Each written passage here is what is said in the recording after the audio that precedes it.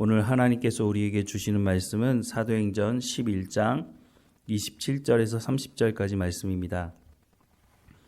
사도행전 11장 27절에서 30절까지 말씀 우리 함께 읽겠습니다. 그때 선지자들이 예루살렘에서 안디옥에 이르니 그 중에 아가보라 하는 한 사람이 일어나 성령으로 말하되 천하에 큰 흉년이 들리라 하더니 글라우디오 때에 그렇게 되니라. 제자들이 각각 그 힘대로 유대에 사는 형제들에게 부조를 보내기로 작정하고 이를 실행하여 바나바와 사울의 손으로 장로들에게 보내니라. 아멘. 오늘 말씀 27절 말씀을 다시 보면 그때 선지자들이 예루살렘에서 안디옥에 이르니라고 말씀을 하고 있습니다. 예루살렘에서 안디옥에 선지자들이 오게 되었는데 그 중에 28절 말씀에 보면 그 중에 아가보라 하는 한 사람이 일어나 성령으로 말하되 천하에 큰 흉년이 들리라 하더니 글라우디오 때에 그렇게 되니라 라고 말씀을 하고 있습니다. 얼마나 큰 흉년인지는 알 수 없지만 어쨌든 큰 흉년이 들었고 이것 때문에 유대에 사는 형제들, 즉 예루살렘 교회의 형제들이 어려움을 당하게 되었다라고 말씀을 하고 있습니다. 경제적인 어려움이겠죠. 그래서 어떻게 했느냐? 형제들에게 부조를 보내기로 작정했다라고 말씀을 하고 있습니다. 어디로? 안디옥 교회에서 예루살렘 교회를 돕기 위해서 헌금을 해서 보내었는데 30절 말씀에 보면 이를 실행하여 바나바와 사울의 손으로 장로들에게 보내니라 라고 말씀을 하고 있습니다. 이 말씀을 왜 성경에서 기록을 하고 있을까요? 이 이후에 이 말씀은 사도 바울의 사역에 있어서 중요한 사역으로 자리를 잡게 됩니다. 도대체 이게 뭐 그렇게 중요할 건가? 어려운 형제를 돕는 것, 예수님도 말씀하신 것이고 구제하는 것, 오늘 교회들도 행하는 것 아닙니까? 그런데 이게 뭐 그렇게 중요하다고 이렇게 성경의 말씀까지 기록을 하고 있을까? 하는 생각을 하지만 다시 한번 되돌아보면 27절 말씀에 그때 선지자들이 예루살렘에서 안디옥에 이르러서 그 중에 아가보라는 한 사람이 예언을 하게 되었다라고 말씀을 하고 있습니다. 이 사람들이 어디서 왔다고요? 예루살렘에서 왔다고 말씀하고 있습니다. 그럼 예루살렘에 있을 때 이 부분에 대해서 말씀을 전하면 되지 왜 굳이 안디옥에 와서 하나님은 말씀을 전하게 하셨을까 하는 생각을 해보게 됩니다. 그리고 안디옥 교회가 바로 예루살렘 교회를 돕게 되었다라고 말씀을 하고 있는 거죠.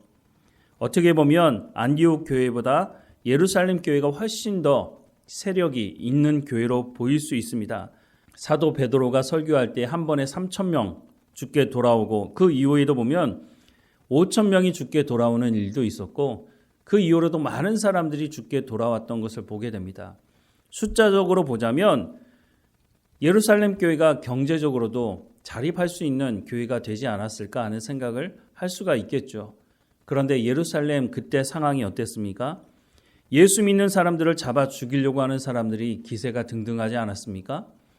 우리가 잘 알지만 사울은 제사장들에게 예수 믿는 사람들을 잡아들이는 공적인 일까지 행하지 않았습니까?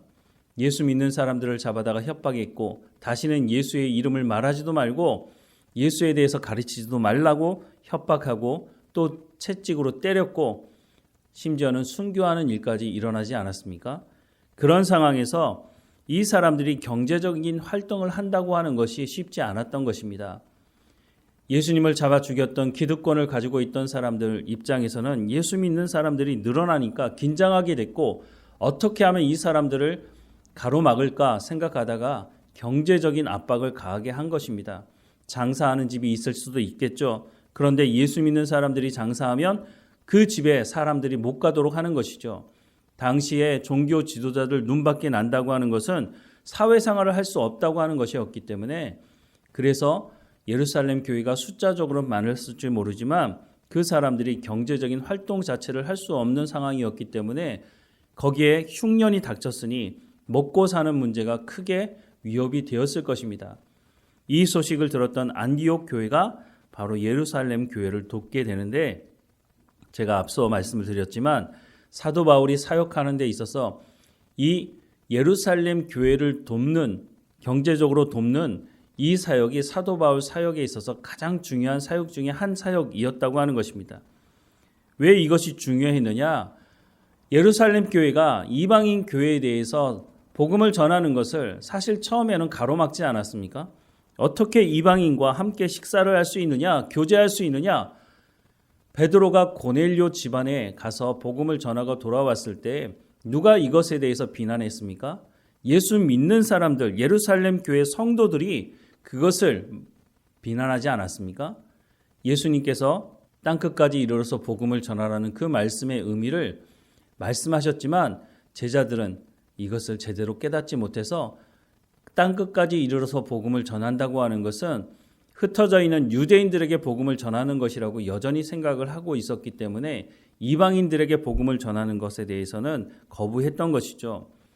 사실 이 이후에도 베드로가 고넬료에게 복음을 전하고 그 복음을 전한 이유에 대해서 제자들에게 설명해 줬음에도 불구하고 그 이후에도 예수 믿는 사람들, 이방인들 중에 예수 믿는 사람들은 할례를 받아야 된다 주장하기도 했습니다. 이것 때문에 이방인 선교가 참 어려웠었죠.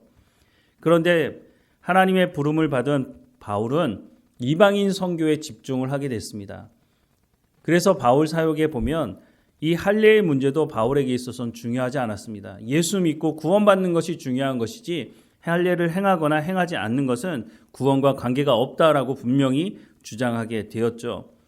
이렇게 말씀을 전하는 와중에 예루살렘 교회가 이때만 경제적으로 어려웠던 것이 아닙니다.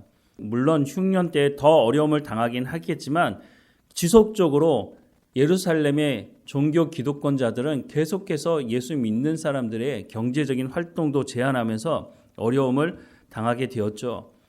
이것을 너무나 잘 알고 있는 바울이 나중에 고린도 교회뿐만 아니라 바울이 개척했던 다른 교회들에게 우리가 예루살렘 교회를 도와야 한다라고 말하고 그래서 이 예루살렘 교회를 돕는 이 일에 많은 교회들이 동참하게 되는데 특별히 고린도 후서의 말씀에 보면 고린도 교회를 향해서 너희는 예루살렘 교회를 돕기로 헌금하기로 했음에도 불구하고 왜 헌금하지 않느냐라고 책망하는 말씀이 나오는데요. 고린도 후서 9장 1절부터 말씀을 보면 성도를 섬기는 일에 대하여 내가 너희에게 쓸 필요가 없나니 이는 내가 너희의 원함을 알미라. 내가 너희를 위하여 마게도니아인들에게 아가야에서는 1년 전부터 준비하였다는 것을 자랑하였는데 과연 너희의 열심이 펑 많은 사람들을 분발하게 하였느니라. 그런데 이 형제들을 보낸 것은 이 일에 너희를 위한 우리의 자랑이 헛되지 않고 내가 말한 것 같이 준비하게 하려 함이라.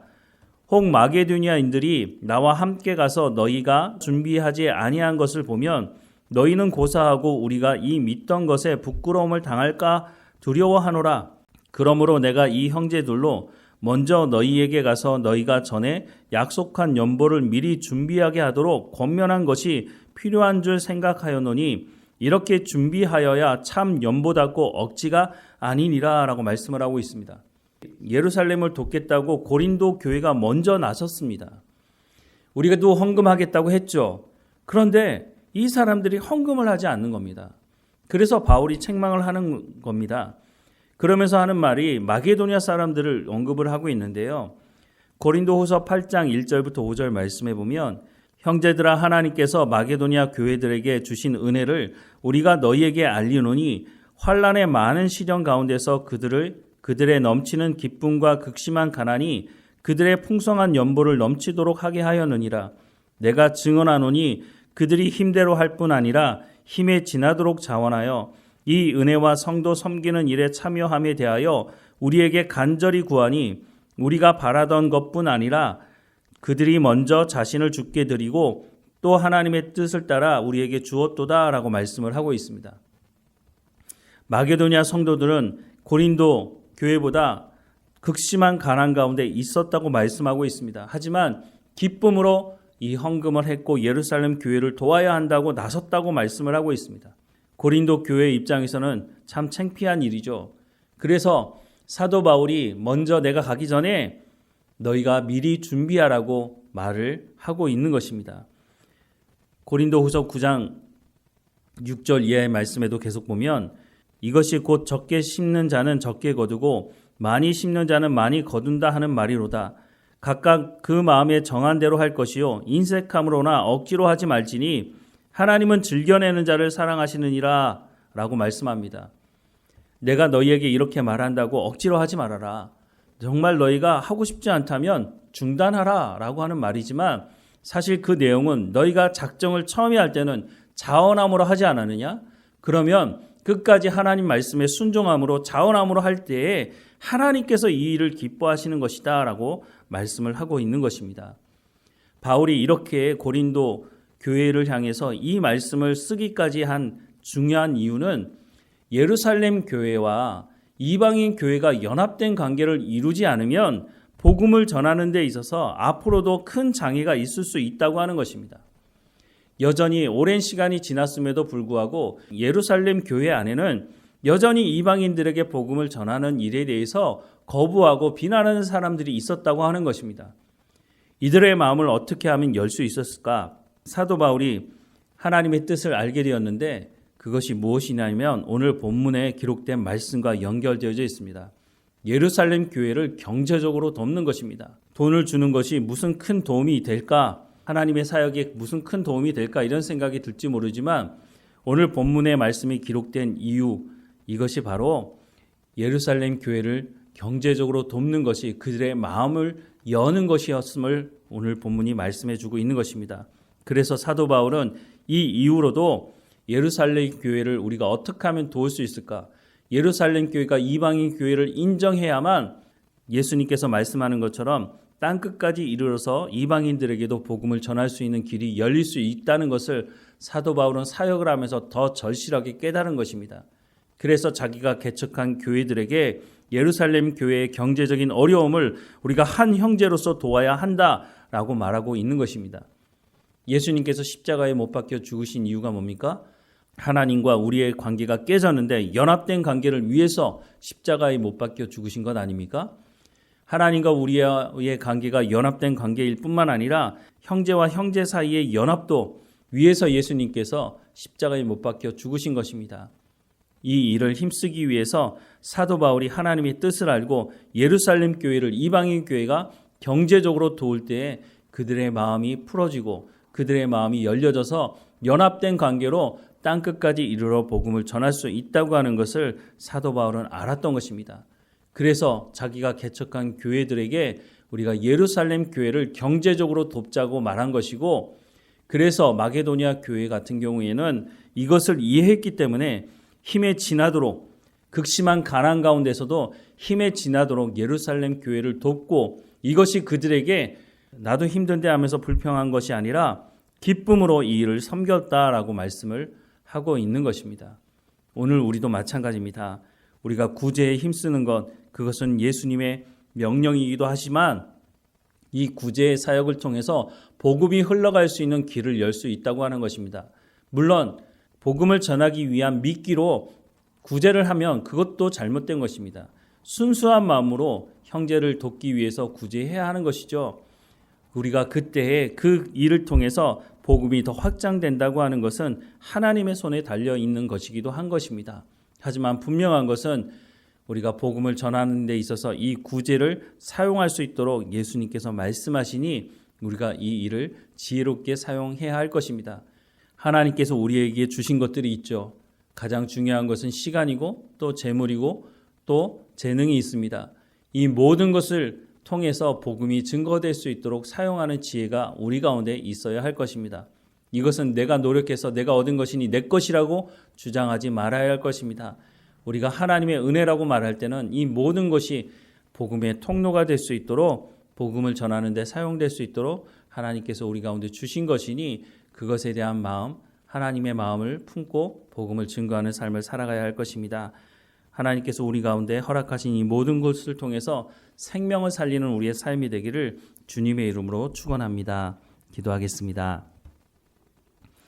사랑하는 하나님, 우리 가운데 하나님 주시는 지혜를 가지고 우리 가운데 허락해 주신 시간과 재물과 재능과 이 모든 것들을 통해서 오직 하나님의 영광만 드러나게 하시고 우리가 어려움 당하고 있는 예수 믿는 형제들을 돌아볼 수 있도록 은혜를 허락해 주옵소서. 이방인 교회가 예루살렘 교회를 돕는 모습을 보게 됩니다. 예루살렘 교회의 그 닫혀있는 마음이 이 일을 통해서 열려지게 되고 함께 협력하여서 하나님의 복음을 땅끝까지 이르러서 복음을 증거하는 이 사역이 계속해서 진행되는 것을 보게 됩니다. 하나님 우리의 눈을 열어주셔서 하나님 우리 가운데 주신 것을 가지고 생명을 살리는 데 힘쓰도록 은혜를 허락해 주옵소서. 하나님 선교하는 모든 현장 가운데 사역하는 선교사들 하나님 후원하며 기도하며 그들과 함께 협력하여서 하나님의 나라를 확장해 갈 수 있도록 은혜를 허락해 주옵소서. 하나님 날마다 우리 가운데 베풀어 주신 그 놀라운 은혜를 나누며 생명 살리는 삶을 살아갈 수 있도록 우리의 삶을 주관하시고 인도해 주옵소서. 늘 우리와 함께 하시는 하나님께 감사하고 예수님의 이름으로 기도드립니다. 아멘.